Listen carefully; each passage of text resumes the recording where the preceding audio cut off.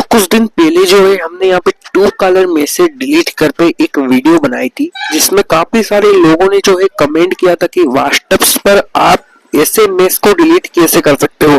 बहुत सारे ने कमेंट किया था, तो आज मैं आपको बताने वाला हूँ कि व्हाट्सएप पर आप जो है मैसेज कैसे डिलीट कर सकते हो।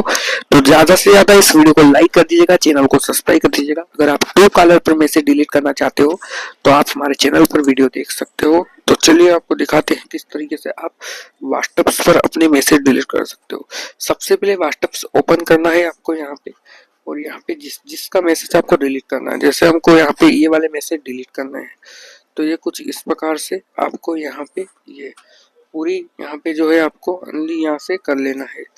अब आपको यहाँ पे पूरा यहाँ पे डिलीट एंड मैसेज पे क्लिक कर लेना है। अब एक साथ तो जो है आप यहाँ पे डिलीट करने के लिए एक साथ अगर आप करना चाहते हो तो एक साथ आपको कैसे करना है, तो आपको यहाँ पे पिन पे आपको यहाँ से डिलीट करना है। तो एक साथ तो डिलीट नहीं होगा, यहाँ पे आप ऐसे करके डिलीट कर सकते हो दोस्तों।